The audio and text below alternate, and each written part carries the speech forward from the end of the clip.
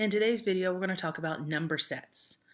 By the end of this video, students should be able to describe and identify special number sets and their properties. And you should also be able to utilize the concepts of set theory to describe sets and numbers. So let's get started.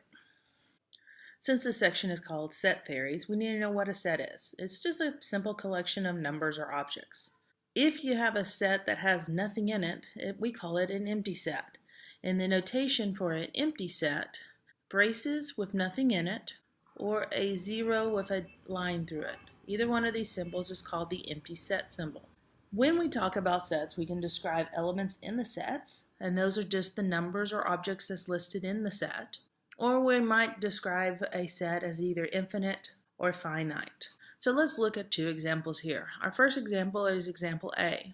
We have the set V, which is described as the letters A, E, I, O, and U.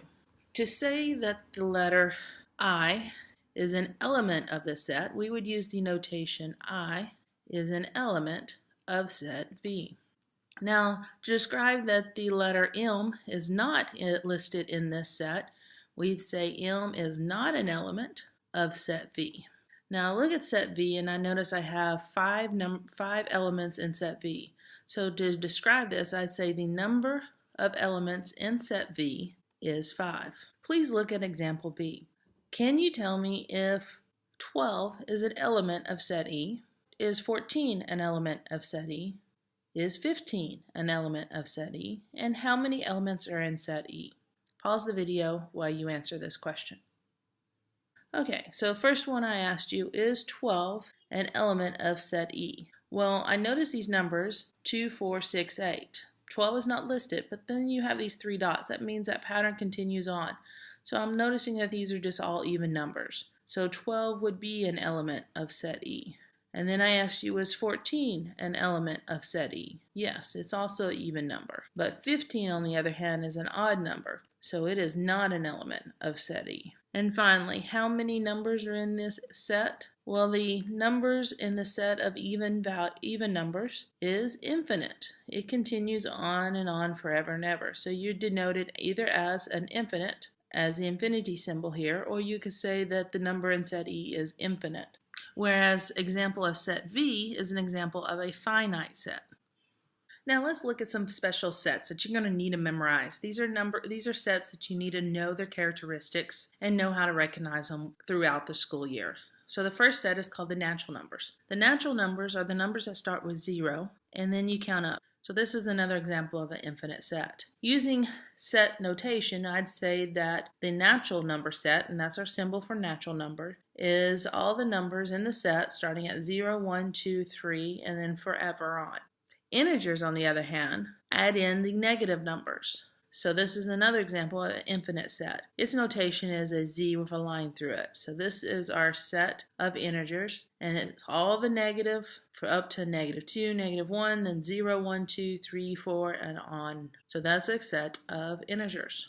Some sets are subsets of other sets. For example, all the natural numbers, 0, 1, 2, 3, 4, is also included in our integers. So we would say that the natural number is a subset of the integer numbers. So a subset is if every element of a set is also an element of a larger set. Here is our symbol for subset. So the natural number is a subset of the integer. There's some other subsets. For example, if you see integer notation with a plus sign, that means just the positive integers. So the positive integers is also a subset of our integer set. If you see the integer notation with a negative sign, that means the negative integers, such as -1, -2, -3, -4, -5, etc. The integers with a little negative, the negative integers, is a subset of our integer notation. The next special number set is called the rational numbers. These are any numbers that can be written as a fraction. So now we're looking at not just 1, 2, and 3. We're also looking at like 1/2 and 3/4 and 5/9, all those numbers that we can write as a fraction. So I run into a problem when I do my set notation for this because I can't write a pattern that will include all the possible rational numbers. So I need to use something called set builder notation.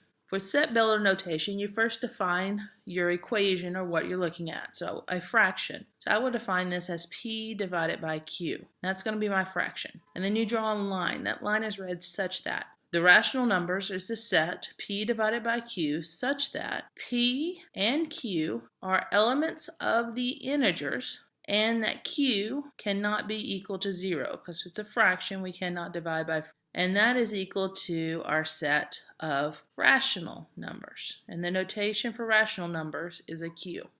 Our next set is the irrational numbers. And irrational numbers are simply all the numbers that cannot be written as a fraction. Just to give you some example of this is such like the square root of 2 and the cube root of 7 or the number pi or the number e.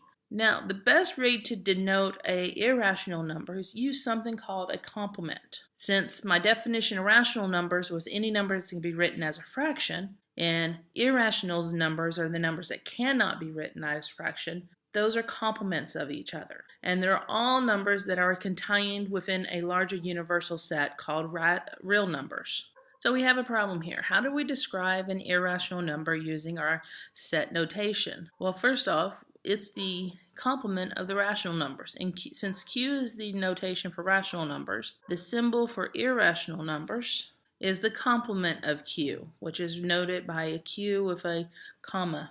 And how would we describe this? Let's say it's any W such that W is not an element of the rational numbers, but W is an element of the universal set we're going to call real numbers.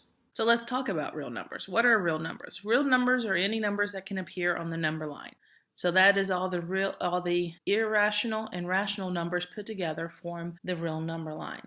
So our symbol for real number is an R, and our real number is X such that X is an element of Q or X is an element of Q prime. So X is an element of the rational numbers or X is an element of the irrational numbers. Okay, so let's try a few. In example 2, for each of the following sets A and B, decide whether A is a subset of B. So remember our definition from the last section of subset. So looking at example A, is A a subset of B?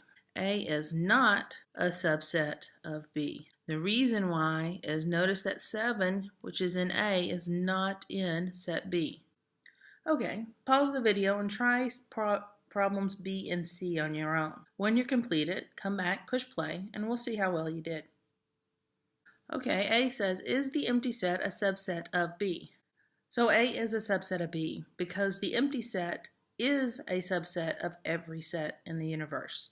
Now let's look at C. Is A subset of B?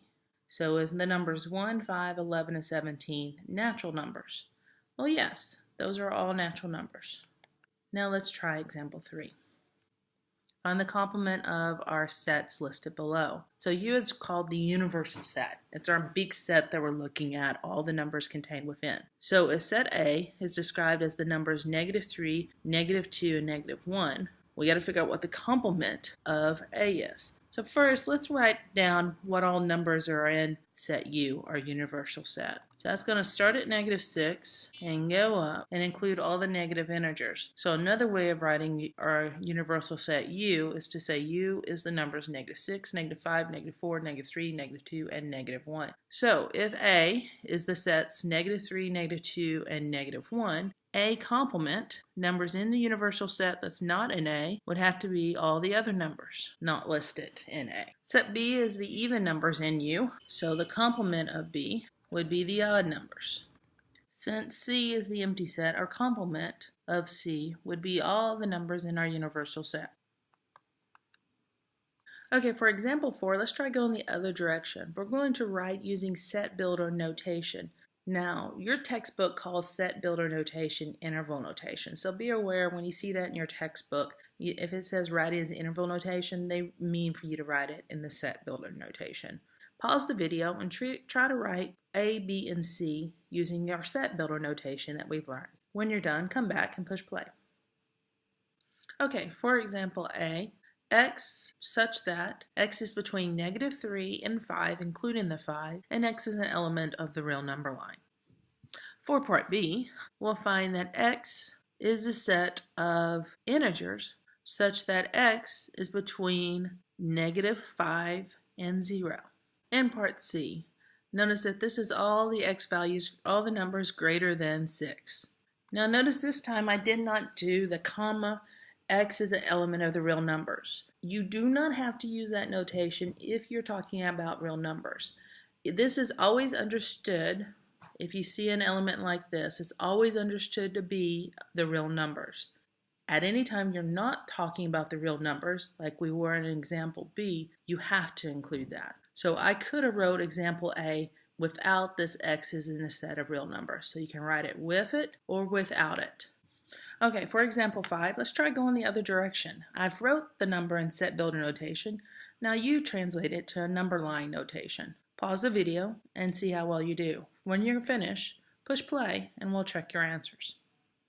Okay, let's see how well you did. On part A, it says x such that x is less than 5 and x is an element of the natural numbers.